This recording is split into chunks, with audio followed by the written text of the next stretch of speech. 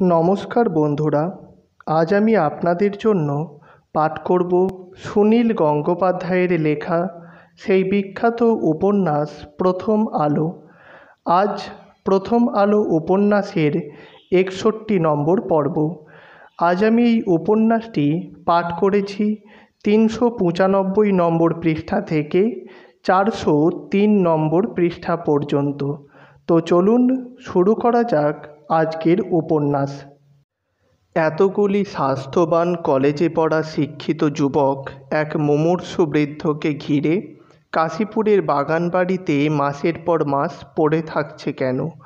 অনেকেরই বাবা মায়ের প্রবল আপত্তি, তবু এদের বাড়িতে মন টেকে না।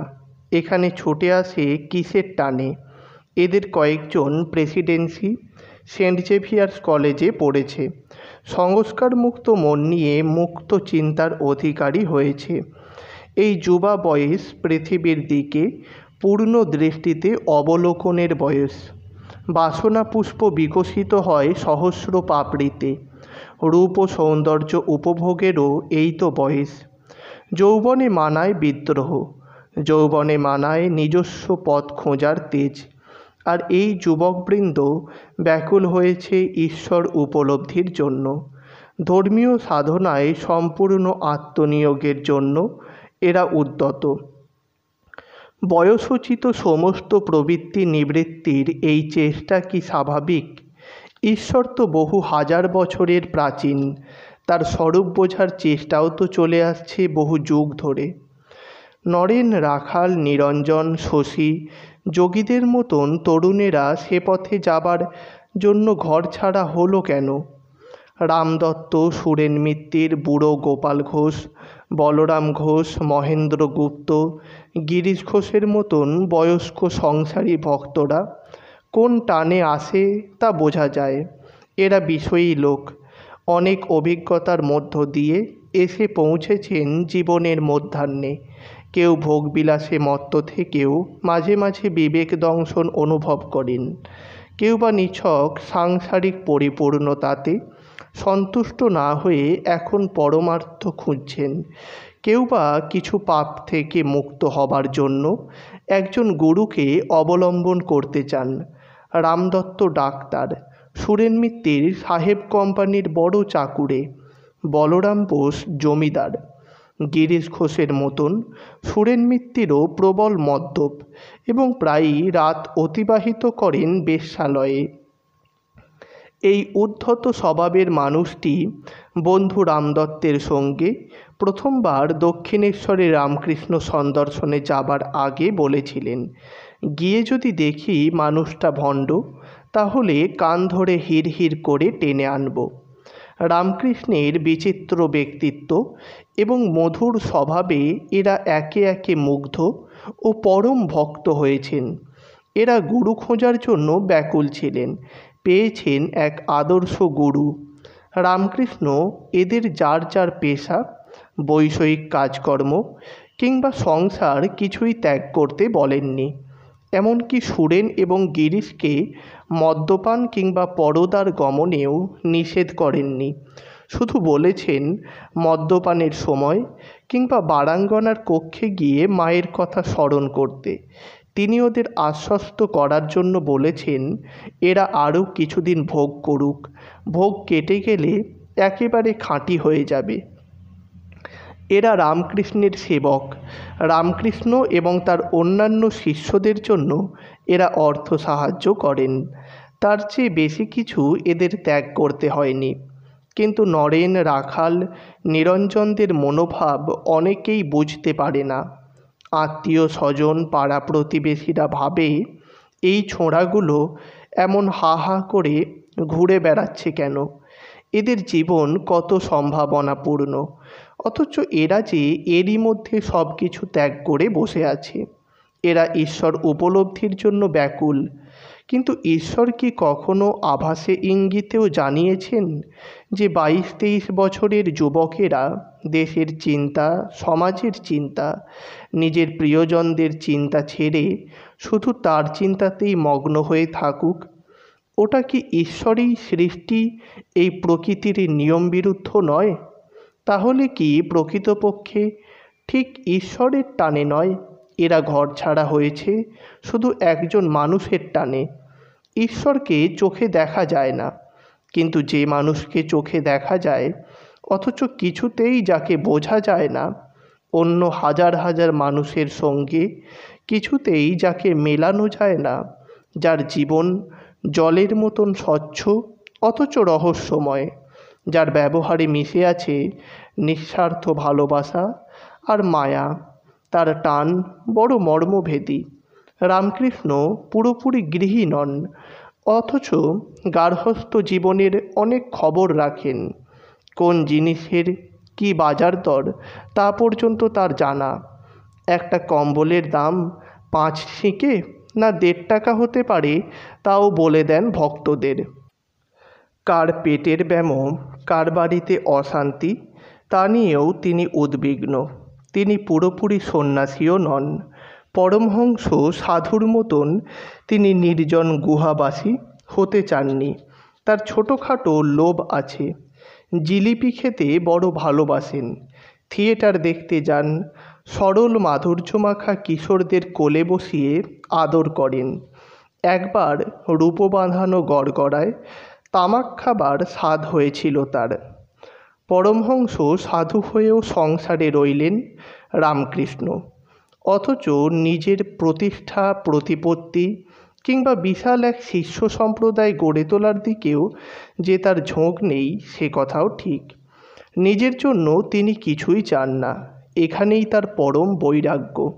অথচ যে কয়েকজন ভক্ত তার ব্যক্তিত্বের টানে ছুটে এসেছে, যারা তাকে ঘিরে থাকে, তাদের সকলেরই প্রতি রামকৃষ্ণের অসম্ভব স্নেহ মায়া। এই মায়ার টান কিছুতেই ছিন্ন করা যায় না। 22-24 বছরের এই কয়েকজন যুবক বাবা মাকেও ছেড়ে রামকৃষ্ণকে ঘিরে রয়ে গেল। একটা একটা করে ছিঁড়ে ফেলতে লাগলো সাংসারিক বন্ধন। ভোগ বিলাসিতা, আরাম, নারী সান্নিধ্য ইত্যাদি সাংসারিক আসক্তি থেকে মুক্ত হয়ে তারা আসক্ত হয়ে পড়ল ত্যাগ ও বৈরাগ্যে। এও একটা তীব্র নেশা। দোতলার ঘরটিতে রয়েছেন রামকৃষ্ণ। রোগের যন্ত্রণায় অধিকাংশ সময় তাকে শুয়েই থাকতে হয়। শরীরটা শুকিয়ে ছোট্ট হয়ে গেছে, গুনতে পারা যায় বুকের পাঁজরা, জিরজির করছে হাত দুখানি। এক একদিন এত দুর্বল হয়ে পড়েন যে দুদিক থেকে দুজন ধরে না থাকলে তিনি পেচ্ছাপ বাহ্যে করতে যেতে পারেন না। আবার এক একদিন নিজেই তুর করে ঘরের মধ্যে ঘুরে বেড়ান। গলা দিয়ে মাঝে মাঝেই বমি আর পুঁজ বেরিয়ে আসে। অসহ্য ব্যথা, তারই মধ্যে গুনগুনিয়ে গান গেয়ে ওঠেন মাঝে মাঝে।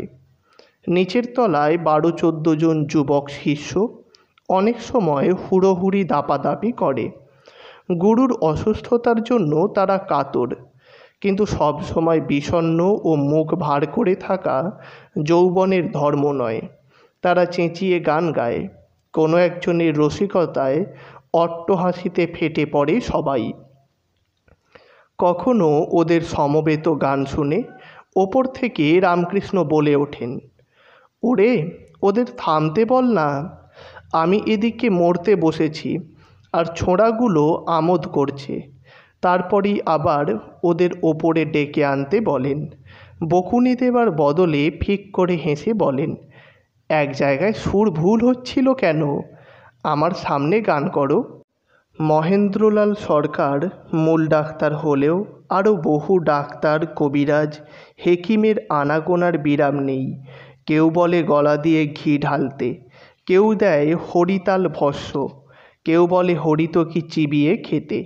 যে যা বলে রামকৃষ্ণ মেনে নেন। তার বেঁচে থাকার বড় স্বাদ। ব্যাধির চরম কষ্টের সময় বোঝা যায় মানুষের জীবনে শরীরের ভূমিকা কতখানি। ঈশ্বর চিন্তা পর্যন্ত তখন দূর হয়ে যায়। যন্ত্রণায় যখন শরীর কুঁকড়ে যায় তখন মনে হয় মুক্তি, মোক্ষ এ সবই তুচ্ছ, নিছক কথার কথা। হে প্রাণ, তুমি এই শরীর ছেড়ে যেও না, দোহাই তোমার, আরেকটু থাকো, আরেকটু থাকো। এই রকম সময়ে কেউ যদি বলে আপনি ঈশ্বরের অবতার, আপনি ইচ্ছে করলেই, তখন রামকৃষ্ণ ধমকে বলে ওঠেন, চুপ কর, ওসব শুনলে আমার ঘেন্না করে। যেন তিনি আরও বলতে চান, আমি এত কষ্ট পাচ্ছি আর তোমরা আমাকে অবতার সাজিয়ে মজা পাচ্ছ। কেউ শাস্ত্রের উদ্ধৃতি দিলেও তার পছন্দ হয় না। তিনি বলে ওঠেন, শাস্ত্রের মধ্যেও অনেক চিনি বালি মেশানো আছে। এক একদিন মনে হয় আজই বুঝি ঘনিয়ে আসবে শেষ মুহূর্ত। উদ্বেগ উৎকণ্ঠায় সবাই বাকশূন্য।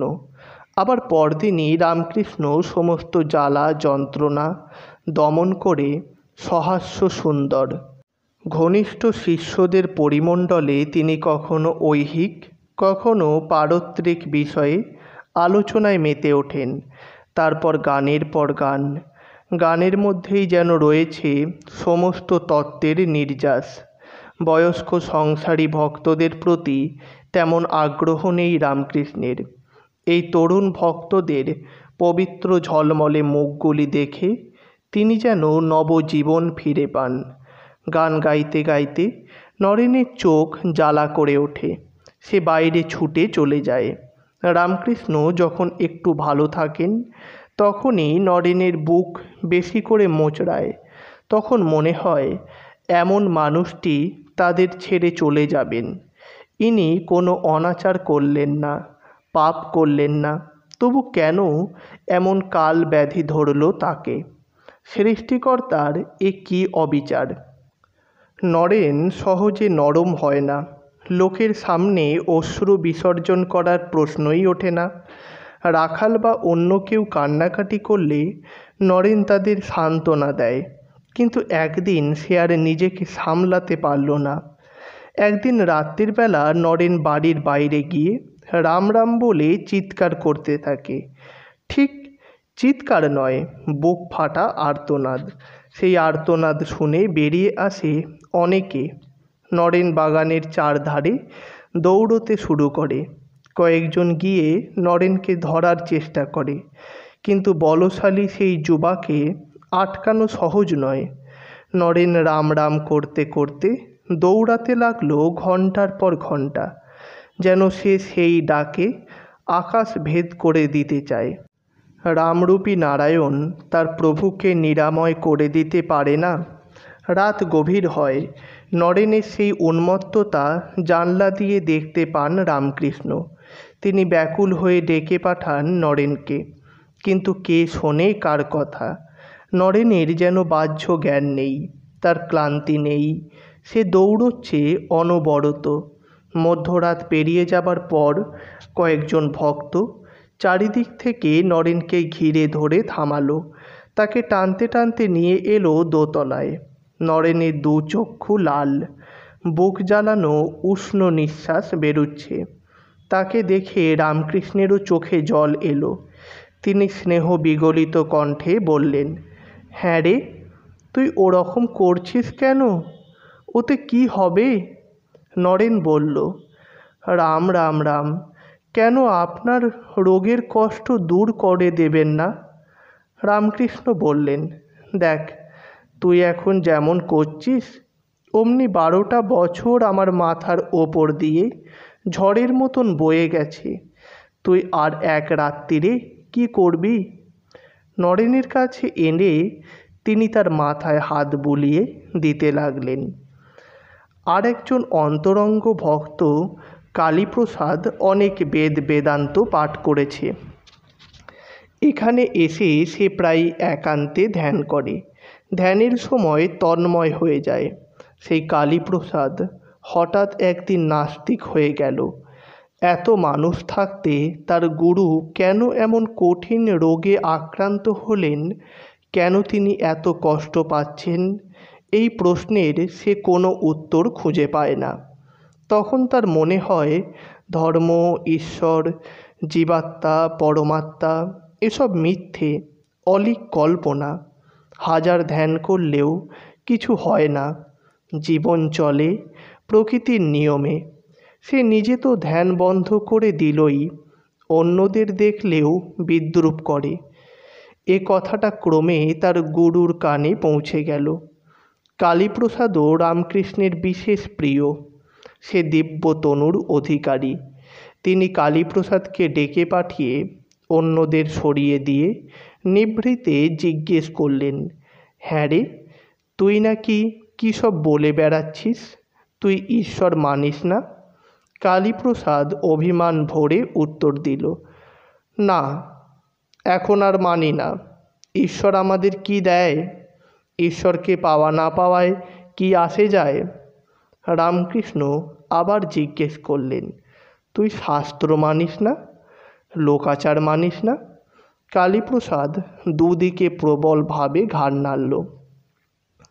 রামকৃষ্ণ বললেন, অন্য কোনো সাধুর কাছে তুই এরকম বললে সে তোর গালে চড় মারত। কালীপ্রসাদ বলল, আমাকে বুঝিয়ে দিন, আমার জ্ঞানচক্ষু খুলে দিন। যাকে চড় মারার কথা বললেন তার দিকেই আবার কোমল মায়াবী দৃষ্টিতে চেয়ে রইলেন রামকৃষ্ণ। কালীপ্রসাদের অভিমানের কারণ বুঝতে তার দেরি হলো না। তিনি কালীপ্রসাদের পাশে এসে দাঁড়িয়ে বললেন, বিশ্বাস কি এত সহজে হারাতে হয় রে? সময়ে তুই সব বুঝবি, সব জানবি। গিরিশের মনে অবশ্য এরকম কোনো দ্বিধা অভিমান নেই। তিনি দৃঢ়ভাবে ধরে বসে আছেন। তার গুরু রামকৃষ্ণ ঠাকুর ঈশ্বরের পূর্ণ অবতার। এই ব্যাধি তার লীলা। অন্যদের পাপ তিনি অঙ্গে ধারণ করেছেন। যে কোনো দিন তিনি ইচ্ছে করলেই আবার সুস্থ হয়ে উঠবেন। এখন গুরু সন্দর্শনে এসেই তিনি মাটিতে শুয়ে পড়ে সাষ্টাঙ্গে প্রণাম করলেন।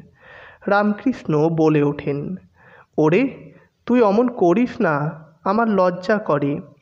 অন্যদের সঙ্গে গিরিশের তর্ক হয়। নরেন কিংবা সুরেন মিত্তির অবতারত্ব এখনও মানে না। গিরিশ বজ্র গর্জনে নিজের মত জাহির করেন তাদের কাছে। নরেন আর গিরিশের বুদ্ধির লড়াই উপভোগ করেন রামকৃষ্ণ। মাঝে মাঝে উস্কে দেন, তোরা ইংলিশে বল, ইংলিশে। কিন্তু একা একা গিরিশের সান্নিধ্যে যেন অস্বস্তি বোধ করেন রামকৃষ্ণ। এক একদিন গিরিশ মাতাল হয়ে এসে বড় বাড়াবাড়ি শুরু করে দেন। তখন আর ব্যাপারটা কৌতুকের থাকে না। একদিন ঘর ভর্তি লোকের সামনে গিরিশ বর্ণনা করতে লাগলেন তার ছোট ভাই অতুলের এক অলৌকিক অভিজ্ঞতার কথা। এই কাশীপুরেই একদিন রামকৃষ্ণের অসুখের বেশ বাড়াবাড়ি হয়েছিল। অতুল সেদিন সারা রাত জেগে পাহারা দেয় গুরুকে।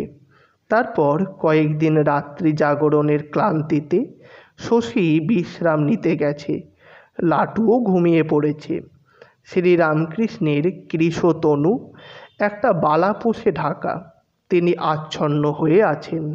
হঠাৎ গভীর রাতে শ্রীরামকৃষ্ণের দেহ থেকে উজ্জ্বল জ্যোতি বেরুতে লাগলো।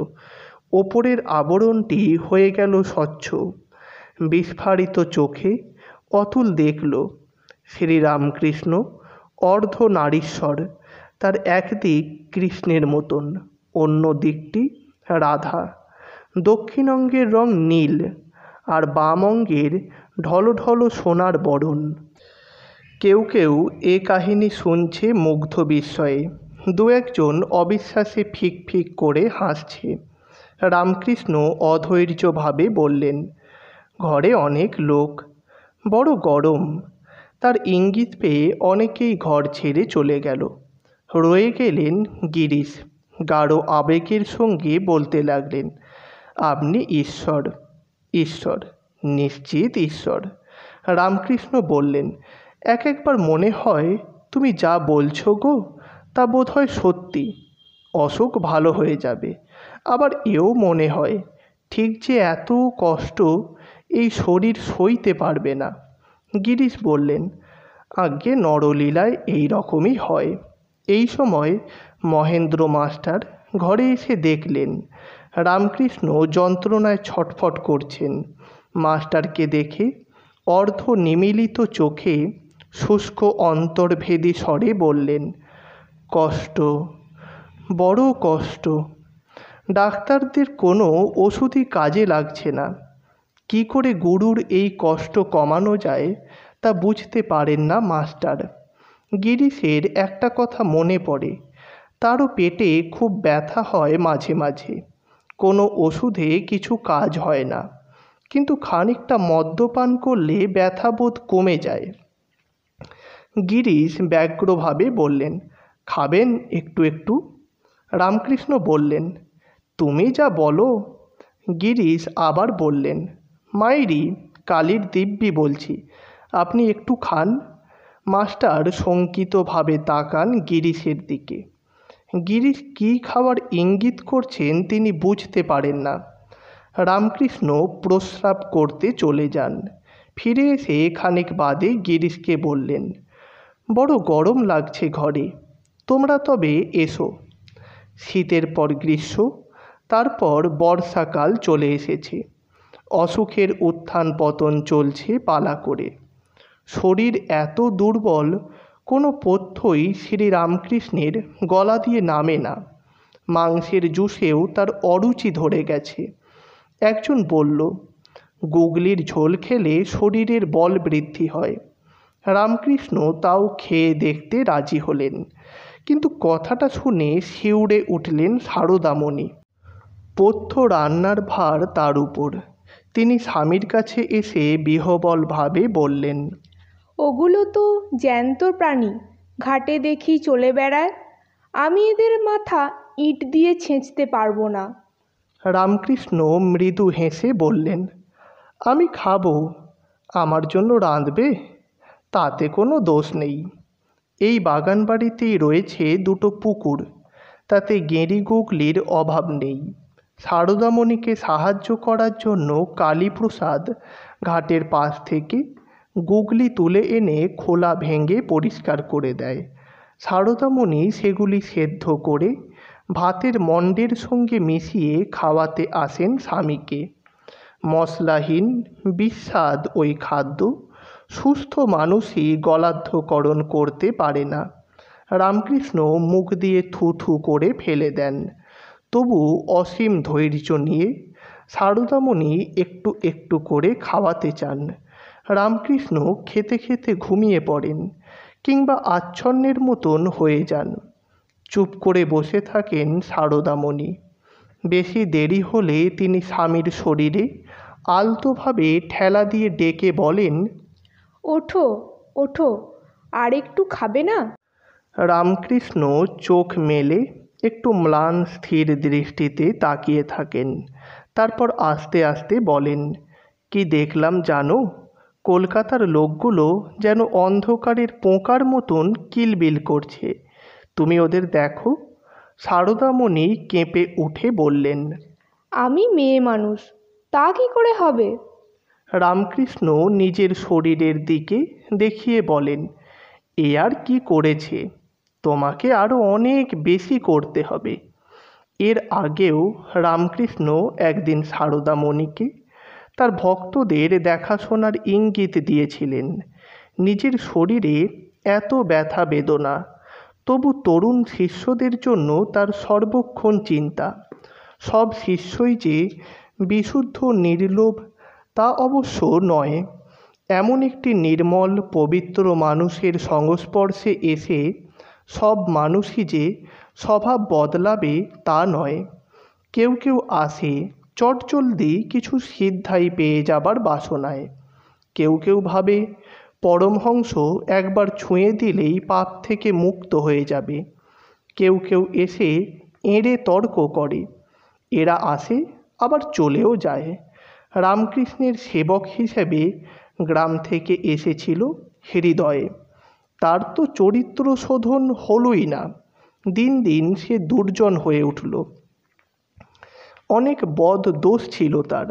দক্ষিণেশ্বরে সে ভক্তদের কাছ থেকে ঘুষ নিত। একটু শাঁসালো আগন্তুক দেখলে তার কাছ থেকে টাকা না নিয়ে রামকৃষ্ণের সঙ্গে দেখাই করতে দিত না। কেউ কিছু উপহার আনলে নিজে হাতিয়ে নিত। একবার সারদামণিকেও দক্ষিণেশ্বর থেকে ফিরিয়ে দিয়েছিল সে। রামকৃষ্ণকে ভালো করে খেতেও দেয়নি, এমনই উদ্ধত হয়ে উঠেছিল সে যে একবার মথুরবাবুর 8 বছরের নাতনিকে কারুর বিনা অনুমতিতে মন্দিরের মধ্যে নিয়ে গিয়ে কুমারী পুজোর জন্য ব্যবস্থা করেছিল। রামকৃষ্ণের সে সম্পর্কে ভাগ্নে, সেই মামার সমান হবে না কেন?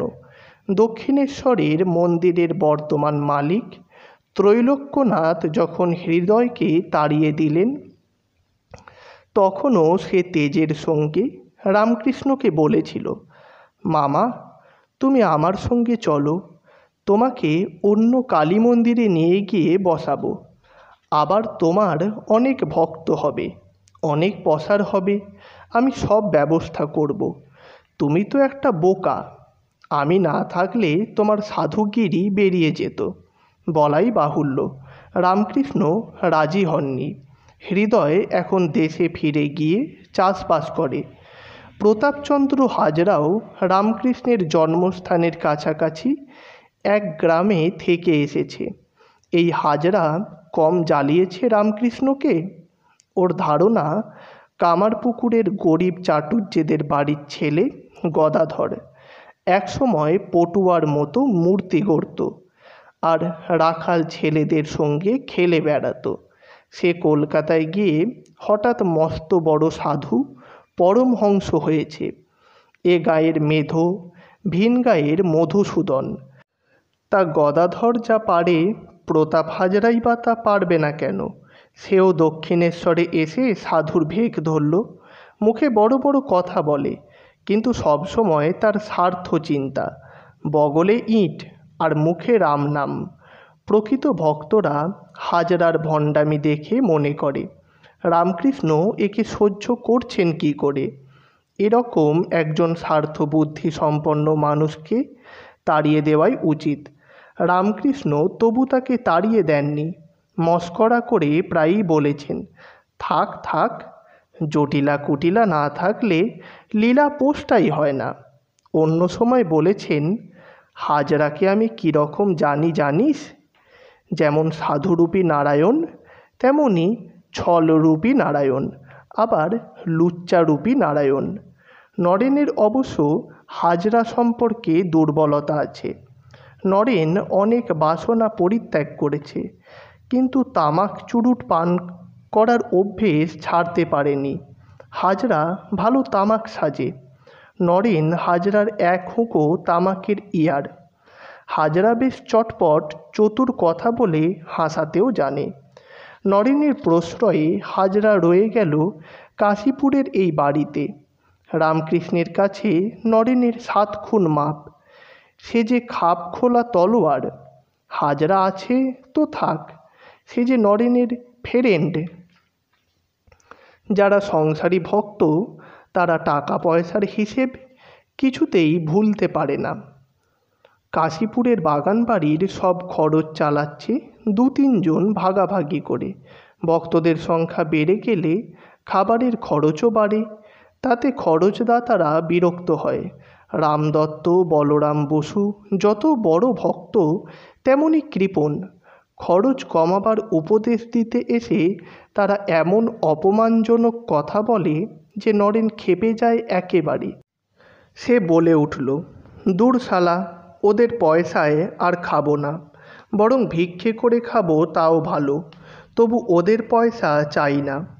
তরুণদের মধ্যে কয়েকজন অবস্থাপন্ন ঘরের ছেলে, তারাও ভিক্ষের নামে হৈ হৈ করে ওঠে। সবাই ভিক্ষে বেরুবার জন্য ব্যস্ত। গেরুয়া কাপড় পরে নিল তাড়াতাড়ি।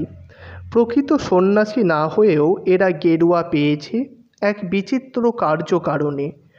বুড়ো গোপাল এর মধ্যে একবার তীর্থ দর্শনে গিয়েছিল। ফেরার পর সে আরও পুণ্য সঞ্চয়ের জন্য 12খানি কাপড়, রুদ্রাক্ষের মালা ও চন্দন কিনে আনে গঙ্গাসাগর যাত্রী সাধুদের দান করার জন্য। নিজের হাতে সে কাপড়গুলি গেরুয়া রঙে ছুপিয়েছে। তার সংকল্পের কথা জানতে পেরে রামকৃষ্ণ বুড়ো গোপালকে ডেকে বলেছিলেন, তুই জগন্নাথ ঘাটের সাধুদের এই সব দান করবি? তাতে যে ফল পাবি ভাবছিস, তার 1000 গুণ ফল হবে যদি তুই আমার এই ছেলেদের দিস। এদের মতন ত্যাগী সাধু তুই আর কোথায় পাবি? এদের এক একজন হাজার সাধুর সমান। এরা হাজারি সাধু, বুঝলি? কাপড় আর মালাগুলো আন, আমি ছুঁয়ে মন্ত্র পড়ে দিচ্ছি। গুরুর হাত থেকে গেরুয়া পাবে শুনে সবাই আহ্লাদে ডগমগ।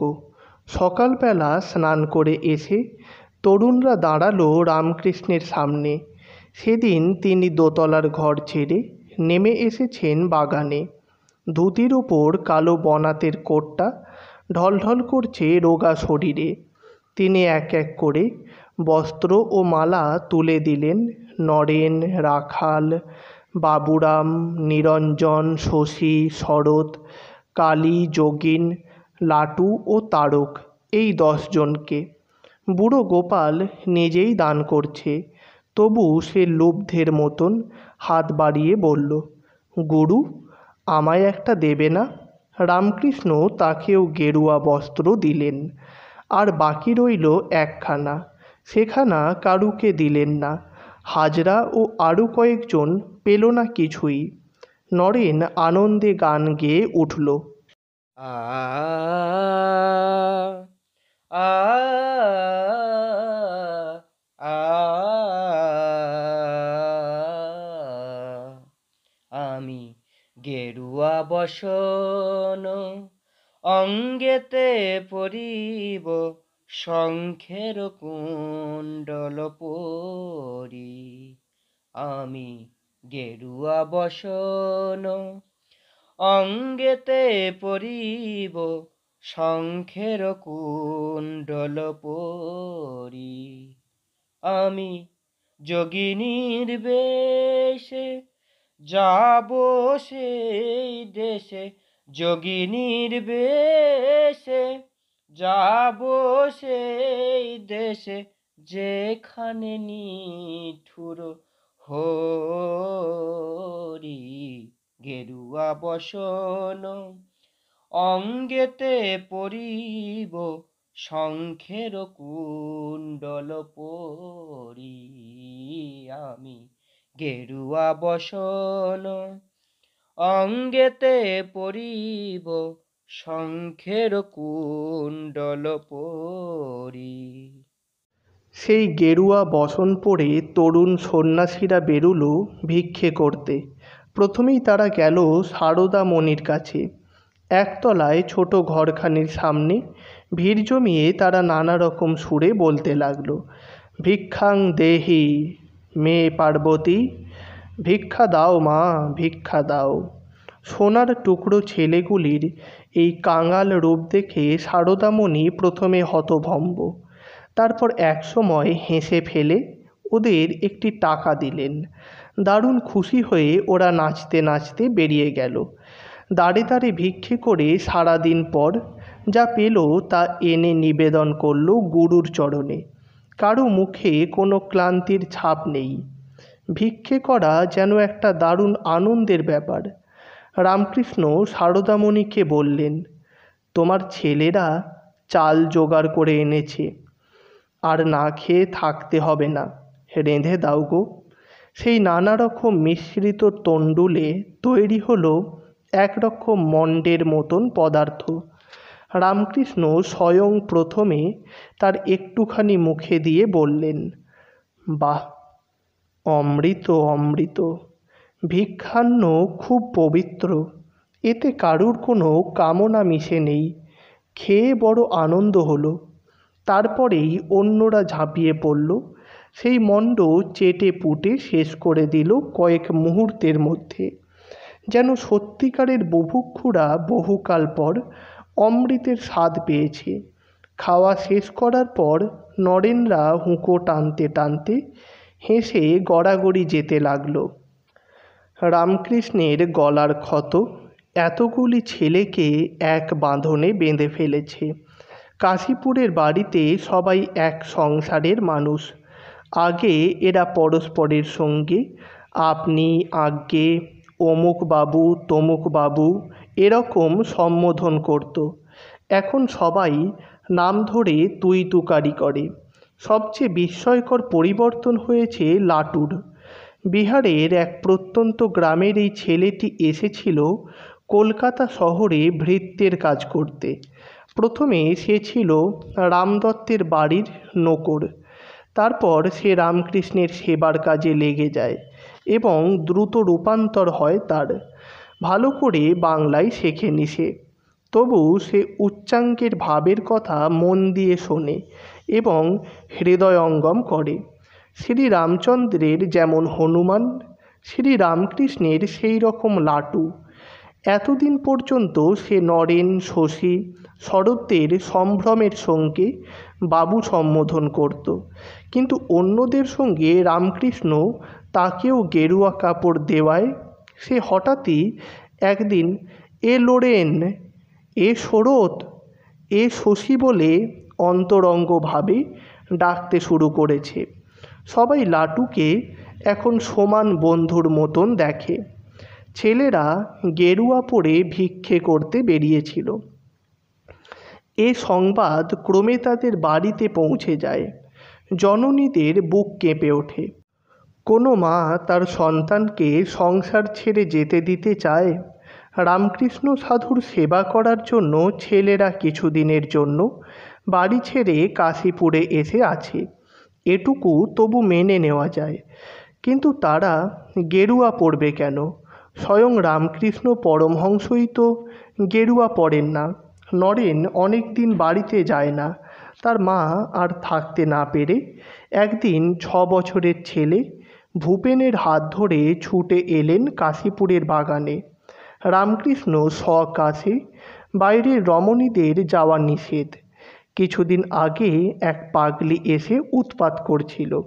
রামকৃষ্ণের প্রতি মধুরভাবে নিজেকে নিবেদন করতে চেয়েছিল বলে তার আদেশে কারুকেই আর দোতলায় উঠতে দেওয়া হয় না। কিন্তু নরেনের জননীকে আটকায় কার সাধ্য? নরেন মাকে দেখে তখনই সামনে আসতে না চেয়ে আড়ালে লুকোলো। তবু তাকে এক ঝলক দেখতে পেয়েছেন ভুবনেশ্বরী। ছেলের অঙ্গে সত্যিই গেরুয়া বসন। বিছানার উপর একটা বড় বালিশে হেলান দিয়ে বসে আছেন রামকৃষ্ণ। মুখে ভীতু ভীতু ভাব। তামাক খেতে ইচ্ছে করছে খুব, কিন্তু গলার ব্যথার জন্য এখন হুঁকো টানা বন্ধ।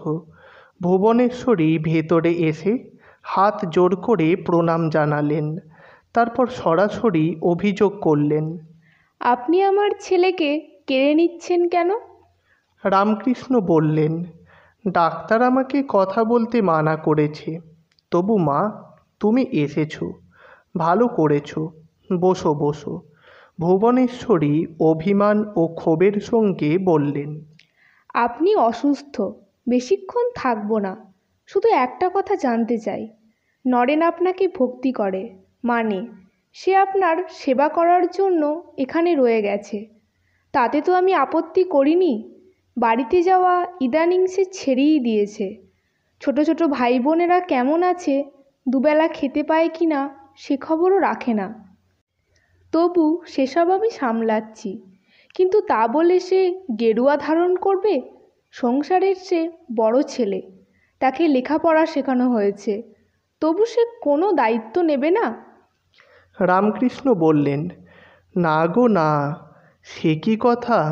এই দেখো না, আমি কি গেরুয়া পরেছি? ও একখানা করে কাপড় বুড়ো গোপাল দিয়েছিল, আগে থেকে ছোপানো ছিল। ও কিছু না। গিরিশ টিরিশ বোধ হয় নরেনকে জোর করে গেরুয়া পরায়। ওসব ওদের খেলা। শুধু স্তোক বাক্য শুনে আশ্বস্ত হওয়ার পাত্রী নন ভুবনেশ্বরী। আরও 2-4 কথার পর সরাসরি দাবি করলেন, আমি নরেনকে আজ বাড়ি নিয়ে যেতে চাই। রামকৃষ্ণ ব্যস্ত ভাব দেখিয়ে বললেন, হ্যাঁ হ্যাঁ, নিয়ে যাও না। আমি তো কারুকে সন্ন্যাসী হয়ে বনে জঙ্গলে যেতে বলি না, বরং নরেনকে বলেছি বাড়িতে তোর বিধবা মা আর ছোট ছোট ভাইয়েরা রয়েছে, তাদের দেখাশুনো করতে হবে। তোর কি সন্ন্যাসী হওয়া উচিত? নিয়ে যাও না মা, আজই ওকে নিয়ে যাও। নরেনকে ডেকে পাঠানো হলো। গুরুকে প্রণাম জানিয়ে বাধ্য ছেলের মতন সে মা আর ছোট ভাইয়ের সঙ্গে ভাড়া গাড়িতে উঠল। মাথার চুল ছোট করে ছাঁটা, চোখের নিচে রাত্রি জাগরণের কালি, সারা গায়ে ময়লা, বহুদিন সাবানের ছোঁয়া লাগেনি। গেরুয়ার বদলে কার যেন একখানা ছেঁড়া ধুতি পরে এসেছে। এখন দেখে কে বলবে এই সেই সিমলেপাড়ার ব্যায়াম বলিষ্ঠ নরেন? প্রথম সন্তান, বড় আদরের সন্তান। তার গায়ে হাত বুলোতে বুলোতে চোখের জল ফেলতে লাগলেন ভুবনেশ্বরী। ধরা গলায় বললেন, বাড়িতে খুদকুটো যাই হোক আমি রেঁধে খাওয়াতে পারি, তা বলে তোকে ভিক্ষের অন্ন খেতে হবে? তোর বাবা কত বড় মানি লোক ছিলেন। নরেন বলল, আরে না না, ভিক্ষের অন্ন খাবো না। ও দু একদিন শখ করে কাশীপুরের বাড়িতে দুবেলা রান্না হয় খিচুড়ি, এক একদিন লুচি, ভালোই খাই। যারা খরচ দেয় তাদের সঙ্গে মাঝে বচসা হয়েছিল, মহেন্দ্র মাস্টার আবার মিটিয়ে দিয়েছেন। ভুবনেশ্বরী বললেন, তোর গুরুদেব কি বলছেন জানিস?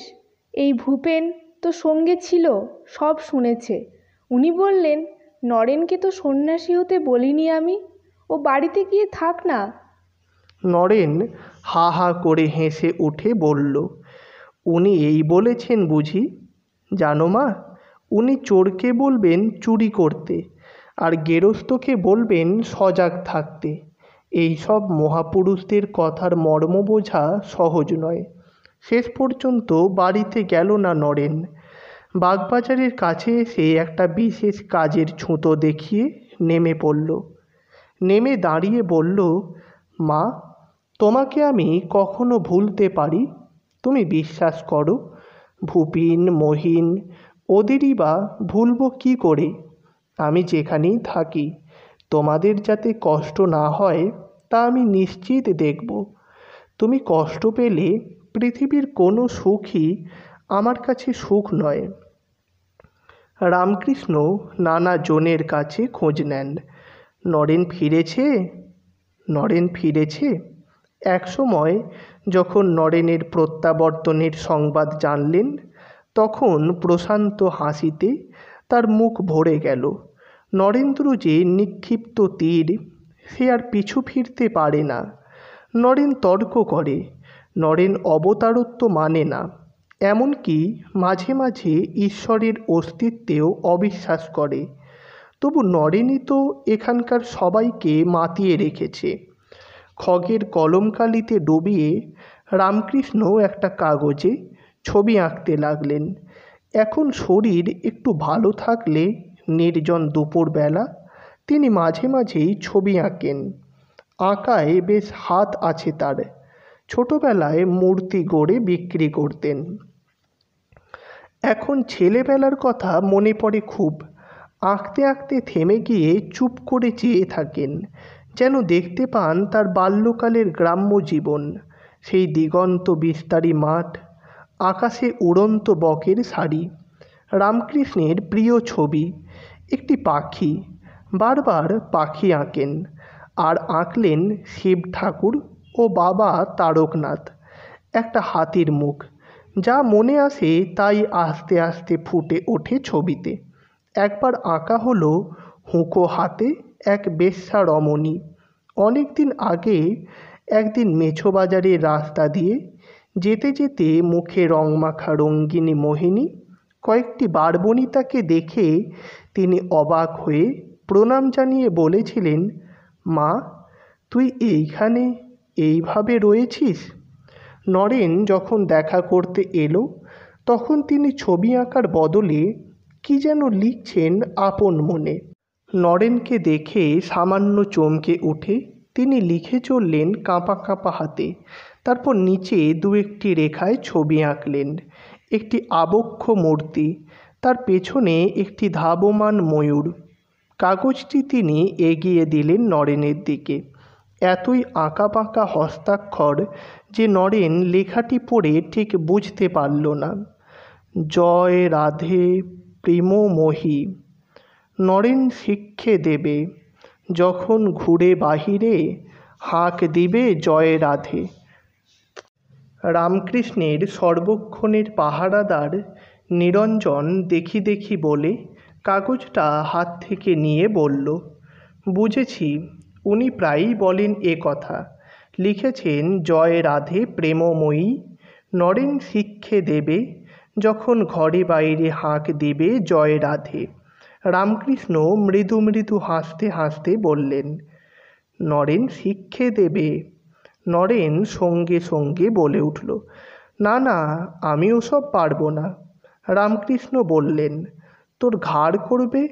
নরেন আবার কিছু বলতে যেতেই তিনি বললেন, আমার পশ্চাতে তোকে ফিরতেই হবে, তুই যাবি কোথায়?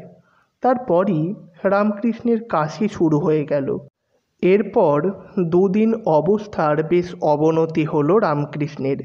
খালি কাশি, অনবরত কাশি, কিছুতেই থামানো যায় না। ঘুম নেই একটুও, শিষ্যদেরও ঘুম নেই। তারা দোতলার ঘরের ভেতরে বাইরে দাঁড়িয়ে থাকে। মহেন্দ্র মাস্টারও বাড়ি ফেরেনি। সকলেরই আশঙ্কা আজই বুঝি শেষ রাত্রি। বিছানায় শুয়ে থাকতেও পারছেন না। কখনো উঠে বসছেন, কখনো আবার খাট থেকে নেমে দাঁড়াচ্ছেন রামকৃষ্ণ। নিরঞ্জন খুব সাবধানে ধরে থাকছে তার গুরুর দেহখানি। একসময় কাশির সঙ্গে রক্ত পড়তে শুরু করলো, গলগলিয়ে রক্ত, দাবর ভরে গেল। রামকৃষ্ণ বললেন, গামলা দে। নরেন এসে একটা গামলা পেতে ধরল। রক্তের ধারায় সেই গামলাও ভরে যাবার উপক্রম। ওই ক্ষীণ শরীরে আর কত রক্তই বা থাকতে পারে। বেঁকে যাচ্ছে তার পিঠ। কয়েকজন ভক্ত মুখ ফিরিয়ে ফুঁপিয়ে ফুঁপিয়ে কাঁদছে। একসময় রামকৃষ্ণ কোঁকিয়ে বলে ওঠেন, মা, এত যন্ত্রণা সহ্য হয় না। জ্ঞান হারিয়ে তিনি পড়ে যাচ্ছিলেন। নিরঞ্জন দুবার বাহু দিয়ে তাকে ধরে রইল। সকলেই কয়েক মুহূর্তের জন্য চিত্রার্পিত। নিরঞ্জনের বাহু ধরে সংজ্ঞাহীন রামকৃষ্ণ কাত হয়ে আছেন। নরেন গামলাটা নামিয়ে রেখে আস্তে আস্তে মুখ তুলল। নরেনের ঠোঁটের ঠিক ওপরেই একদলা রক্ত আর পুঁজ লেগে আছে। অনেকের ধারণা এই মারাত্মক ব্যাধি অতি ছোঁয়াচে। কেউ কেউ খুব ভক্তিমান হয়েও এখন গুরুর খুব কাছে আসে না। লাটু নরেনের মুখ থেকে সেই রক্তপুঁজ মোছার জন্য এগিয়ে দিতে গেল তার ধুতির খুঁট। নরেন হাত তুলে আটকালো তাকে। তারপর জিভ দিয়ে সেই রক্ত চেটে নিতে লাগলো।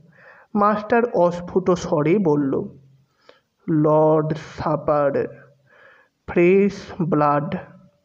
তো বন্ধুরা, আজ এ পর্যন্তই। পরের দিন নতুন কোনো পর্ব, নতুন কোনো গল্প, নতুন কোনো উপন্যাস, নতুন কোনো প্রবন্ধ, নতুন কোনো পর্ব নিয়ে হাজির হব আপনাদের কাছে। আর হ্যাঁ, চ্যানেলটিকে সাবস্ক্রাইব করে অবশ্যই সমৃদ্ধ করবেন, যাতে নতুন কোনো গল্প, উপন্যাস বা প্রবন্ধ প্রকাশের সঙ্গে সঙ্গে আপনাদের কাছে পৌঁছে যেতে পারে। ধন্যবাদ।